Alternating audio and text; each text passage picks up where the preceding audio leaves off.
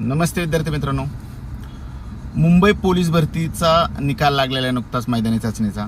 खरं तर मुंबई पोलीस भरतीला महाराष्ट्रात सर्वात जास्त जागा आहेत, 3521 जागांची भरती आहे। म्हणजे महाराष्ट्रात सर्वात जास्त जागा असताना महाराष्ट्रात सर्वात जास्त मेरिट लागलं, हे सर्वांनाच महाराष्ट्रात आश्चर्य झालं। बरेच विद्यार्थी फोन करायचे, मैदानी चाचणी झाल्यानंतर खूप कमी स्कोर आला, पण इतकं मेरिट लागलं कसं याचं सर्वांनाच आश्चर्य वाटतंय। बरेचसे विद्यार्थी 5-5, 4-4 वर्ष झालं तयारी करतात। खूप साऱ्यांचं फोन येतात की सर याच्यावरती आता काहीतरी करायला लागेल।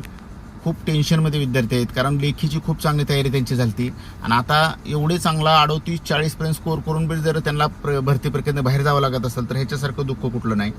तर यासाठी आता काय आपल्याला करता येईल, तर मला असं वाटतं की हे जे मेरिट लावलेलं आहे त्यामध्ये एक मुद्दा असा आहे की अंशकालीन पदवीधरच्या जे जागा आहेत त्यामध्ये फक्त ओपनला 3च उमेदवार आले, तर बाकी कुठल्याही कास्टला उमेदवार आलेले नाहीत। आणि साधारणतः या जागा 150 ते 250च्या दरम्यान आहे। म्हणजे जर या जागा सर्वसाधारण गटाला आता दिल्या तर साधारणतः 2,500 मुलं अजून जास्त पात्र होणार आहेत।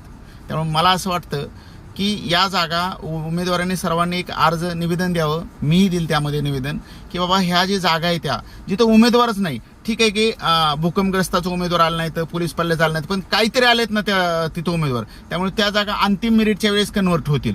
पण अंशकालीन पदवीधरचा एकही उमेदवार उपलब्ध नाही, फक्त ओपनचे 3 आलेत, बाकी कुठल्याही कास्टचा उमेदवार एकही उपलब्ध नाहीत।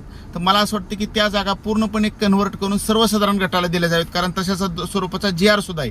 आणि जर त्या कन्वर्ट केल्या तर एक्स्ट्रा साधारणतः 2,500 ते 2,000 मुलं एकाच 10च्या रेषेने साधारणतः पात्र होतील आणि निश्चितपणे काही प्रमाणात मेरिट कमी होईल आणि विद्यार्थ्यांना दिलासा मिळेल। कारण गेले 4-5 वर्षे मेहनत करणारे विद्यार्थी एवढ्या मोठ्या भरती प्रक्रियेतून बाहेर जाणं हे खूप मोठं दुर्दैव आहे।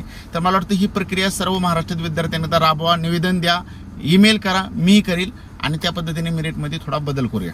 धन्यवाद।